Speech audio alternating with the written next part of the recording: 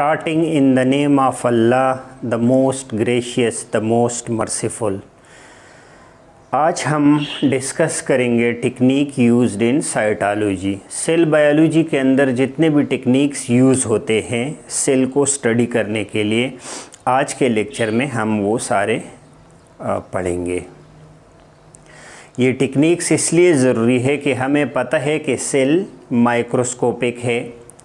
अब सेल को naked eye से देखा नहीं जा सकता, तो उसको हम माइक्रोस्कोप के थ्रू देखेंगे। माइक्रोस्कोप के थ्रू देखने के लिए भी बहुत सारे और टेक्निक्स भी चाहिए।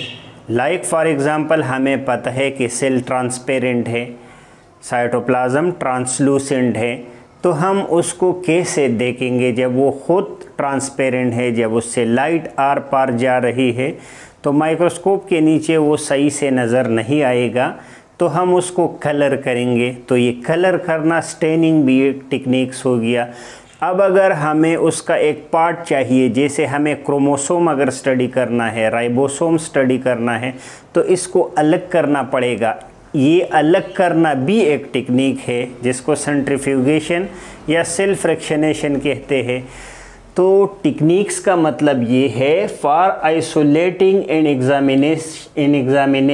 Examining various component of a cell, ताकि हम आइसोलेट करें सेल को या सेल के कंपोनेंट को आइसोलेट करें, अलग करें और फिर उसको स्टडी करें। इन सब चीज़ों के लिए, आइसोलेशन और एग्जामिनेशन के लिए हम क्या यूज़ करते हैं? टेक्निक्स। अब बहुत सारे टेक्निक्स है, जैसे हमारे बुक में 8 है। सबसे पहले नंबर पे माइक्रोस्कोपी है जिसको आज हम पढ़ेंगे, फिर नेक्स्ट स्टेनिंग है, फिर थर्ड नंबर पे सेंट्रीफ्यूगेशन और सेल फ्रैक्शनेशन है, फिर tissue culture, chromatography, electrophoresis, spectrophotometry, micro dissection. ये जो 8 टेक्निक्स है इसको एक एक करके हम पढ़ेंगे। आज हम उससे क्या पढ़ेंगे? ये पहला वाला माइक्रोस्कोपी। What is microscopy? पहले इसको डिफाइन करो। माइक्रोस्कोपी मतलब माइक्रोस्कोप डिवाइस था, माइक्रोस्कोपी क्या है? टेक्निक है to see small object with the help of microscope. वो ऑब्जेक्ट जो हम नेकेड आई से नहीं देख पाते, वो हम किस चीज़ से देखते हैं? माइक्रोस्कोप के थ्रू। इसी अमल को, इसी टेक्निक को हम माइक्रोस्कोपी का नाम देते हैं। माइक्रोस्कोपी हम माइक्रोस्कोप के थ्रू करते हैं। What is microscope? An instrument to see small object. ये वो डिवाइस है जिससे हम छोटे छोटे पार्टिकल को देखते हैं। और इसी माइक्रोस्कोप को डिस्कवर किया था किसने? लीवनहुक ने इसकी डिस्कवरी की थी। फिर डोलन नामी साइंटिस्ट ने इसके लेंस की क्वालिटी को बाद में इम्प्रूव किया था। एमसीक्यूज़ के लिए आपने याद रखना है। अब माइक्रोस्कोप के अंदर 2 ऐसे टर्म्स है जिसको अगर आपने सीख लिया तो माइक्रोस्कोप की स्टडी आपके लिए आसान हो जाएगा। नंबर 1 मैग्निफिकेशन और दूसरा रिजोल्यूशन। माइक्रोस्कोप में ये 2 टर्म बड़े यूज़ होते हैं कि what is magnification and what is resolution. तो मैं बता देता हूँ आपको कि what is magnification? It is the ability of microscope to enlarge the apparent side of small object, microscopic object. छोटे चीज़ों का साइज इनलार्ज करना। लेकिन कौन सा इनलार्ज करना? अपेरेंटली। जैसे बैक्टीरिया है और लेट से वो है 7 माइक्रोमीटर, तो उसको ये बड़ा करके कई गुना बड़ा कर देता है, लेकिन ओरिजिनल में नहीं। आपने एमसीक्यूज़ के लिए याद रखना है कि एक्चुअल साइज़ को नहीं बड़ा करता। बैक्टीरिया तो वैसे ही है, ये लेंस में हमें दिखाई देता है कि बैक्टीरिया का साइज़ जो है वो इनलार्ज हुआ, इसलिए हमने लिखा कि अपेरेंट साइज़। ज़ाहिरी तौर पे हमें लगेगा कि बैक्टीरिया का साइज़ इनलार्ज हुआ। ये मैग्निफिकेशन माइक्रोस्कोप का जो है, इसको कैसे कैलकुलेट करेंगे?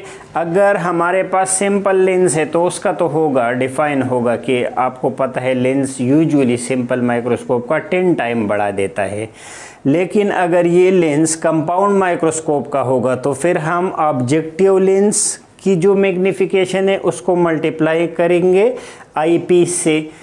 लेट से 10 जो है वो ऑब्जेक्टिव लेंस का है और 10 जो है वो स्टेज उसका है, ऑब्जेक्टिव का है, और 10 आईपीस का है। तो दोनों को मल्टीप्लाई करेंगे, मल्टीप्लिकेशन से क्या आएगा, 100 आएगा। तो हम कहेंगे कि इस कंपाउंड का जो मैग्नीफिकेशन पावर है वो 100 है। हम इसको रिप्रेजेंट करते हैं x से, इसका जो यूनिट है वो x है, जो टाइम के लिए यूज़ होता है। तो ये 100x हो जाएगा इसका मैग्नीफिकेशन। और जो कंपाउंड और इलेक्ट्रॉन का अलग अलग फिर है वो फिर टेबल में समझा देता हूँ, लेकिन अभी यहाँ ये टर्म सीख ले आप कि ये वो एबिलिटी है जो अपेरेंट साइज को इनलार्ज करे। अब रिजोल्यूशन क्या है, ability of microscope to differentiate between closely placed object. अगर दो छोटे छोटे पार्टिकल इंतहाई करीब पड़े हो तो माइक्रोस्कोप उसमें जितना डिफरेंशिएट करेगा, उसको अलग करेगा। इसी प्रॉपर्टी को हम रिजोल्यूशन कहते हैं। ह्यूमन का जो नेकेड आई है वो तब तक चीज़ों को अलग कंसिडर करता है जब उसके दरमियान फासला 1 मिलीमीटर हो। अगर दो छोटे पॉइंट हो, जैसे एक पॉइंट ए है और दूसरा बी है, अब ये ए बी ह्यूमन आई को कब दिखेगा, जब ये 1 मिलीमीटर अपार्ट होंगे एक दूसरे को। लेकिन 1 मिलीमीटर से ज़्यादा अगर करीब हो तो फिर ह्यूमन आई इसको 1 ऑब्जेक्ट कंसिडर करेगा। अब अगर आप माइक्रोस्कोप के नीचे देखोगे तो ये फिर से 2 ऑब्जेक्ट नज़र आएंगे। क्यों? क्योंकि माइक्रोस्कोप की जो रिजोल्यूशन पावर है वो ह्यूमन आई से बहुत ज़्यादा है।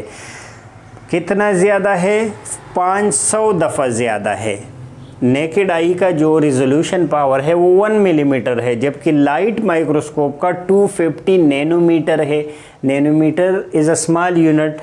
तो हम कह सकते हैं कि ये जो 250 नैनोमीटर है ये 500 टाइम ऑफ ह्यूमन आई है। तो आई से लाइट माइक्रोस्कोप का रिजोल्यूशन 250 गुना बेहतर है।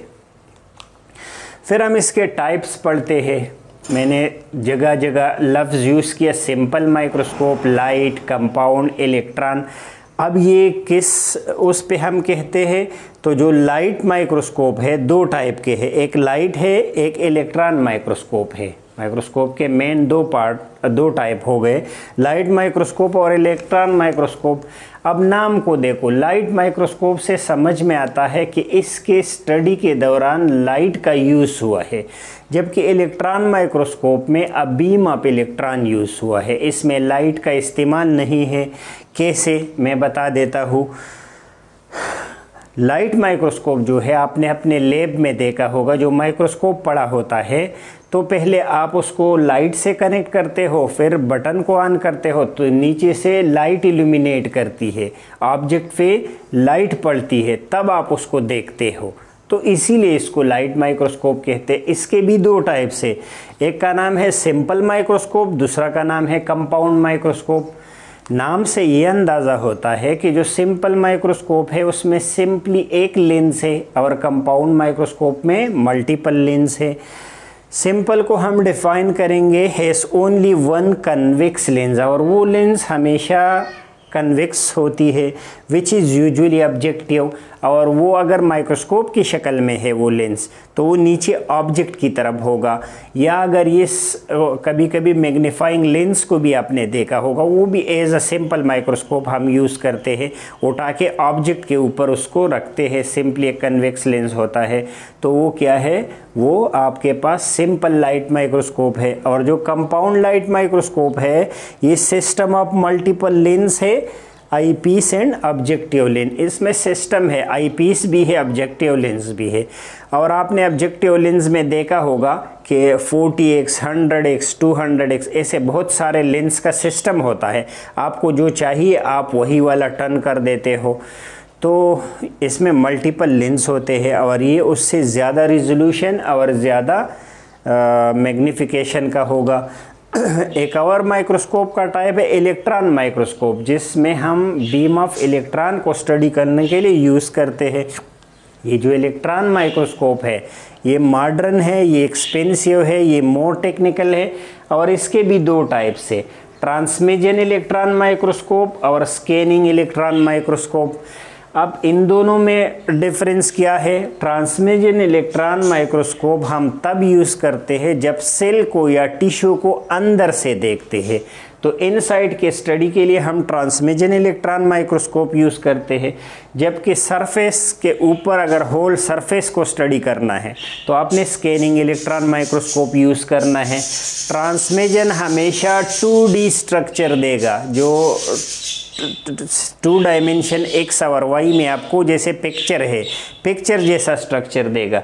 और scanning electron microscope 3 dimensional structure देगा, इसमें जेड एक्सिस भी होगा। इसमें आपको ऐसा लगेगा जैसे ओरिजिनल 3D क्या होगा, ओरिजिनल स्ट्रक्चर आपको दिखाई देगा, पिक्चर जैसा नहीं दिखाई देगा, क्योंकि इसमें जेड एक्सिस भी है। तो एक्स वाई और जेड जैसे मेरा ये साइड भी दिखाई देता है 3D में, जबकि 2D में सिर्फ पिक्चर दिखाई देता है एक्स और वाई। तो सरफेस के लिए यूज़ करते हैं। इसकी जो मैग्नीफिकेशन है वो 1 मिलियन टाइम तक है, बहुत ज़्यादा मैग्नीफाई करता है, 10 लाख तक, जबकि यह मैग्नीफिकेशन 3 लाख टाइम तक है, 3 लाख टाइम ये मैग्नीफाई करता है स्कैनिंग इलेक्ट्रॉन माइक्रोस्कोप। अब स्टूडेंट कंफ्यूज होते हैं मैग्नीफिकेशन पावर और रिजोल्यूशन पावर में, हर एक का अलग अलग है।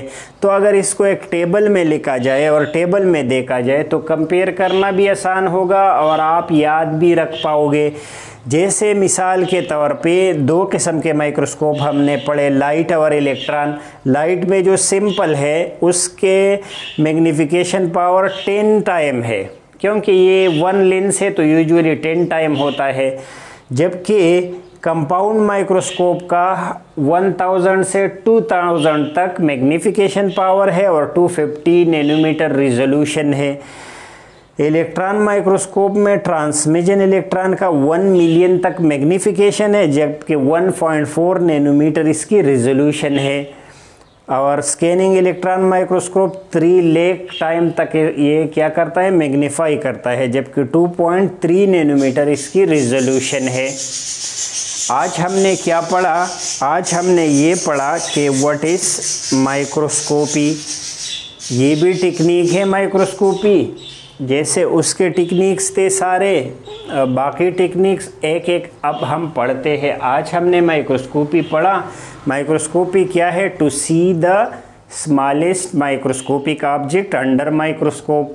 अब माइक्रोस्कोप क्या है, ये डिवाइस है which help in the study of microscopic object. अब ये जो माइक्रोस्कोप है इसको जिसने डिस्कवर किया था उसका नाम लीवनहुक, और डोलन ने बाद में इसके लेंजेस को इम्प्रूव किया।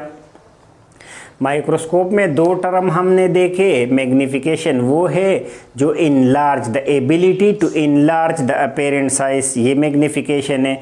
और 2 ऑब्जेक्ट के दरमियान डिफ्रेंशिएट करना, तमीज़ करना, फ़र्क करना, ये क्या है, रिजोल्यूशन है।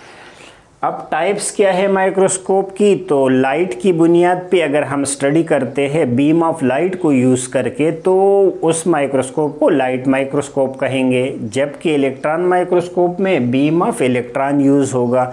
लाइट के भी फर्दर 2 किस्म है, सिंपल और कंपाउंड, जबकि इलेक्ट्रॉन के भी 2 है, ट्रांसमिशन इलेक्ट्रॉन और scanning electron.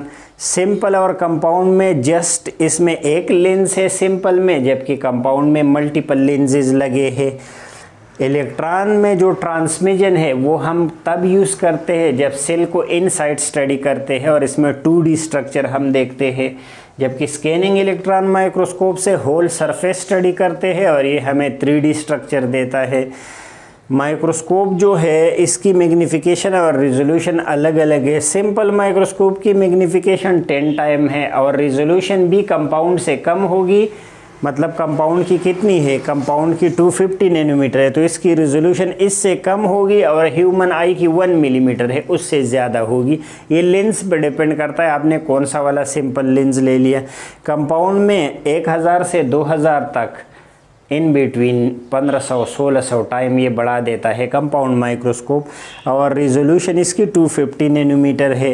Transmission electron microscope की 1 मिलियन है और 1.4 नैनोमीटर रिजोल्यूशन है। स्कैनिंग इलेक्ट्रॉन माइक्रोस्कोप की 3 लाख मैग्नीफिकेशन है, जबकि जस्ट 2.3 नैनोमीटर रिजोल्यूशन है। तो अब इसमें रिजोल्यूशन के हवाले से अगर देखा जाए तो सबसे बेहतर ट्रांसमिशन इलेक्ट्रॉन माइक्रोस्कोप है। चीज़ों को अगर 1.4 नैनोमीटर तक करीब भी रखो तो आप इसको डिफ्रेंशिएट कर सकते हो, जबकि मैग्नीफिकेशन में भी ये सबसे अच्छा है। तो ट्रांसमिशन इलेक्ट्रॉन माइक्रोस्कोप ज़्यादा डिटेल स्टडी के लिए हम यूज़ कर सकते हैं। होप ये लेक्चर आपको समझ में आ गया होगा। नेक्स्ट लेक्चर तक इजाज़त दीजिए। अल्लाह हाफिज़।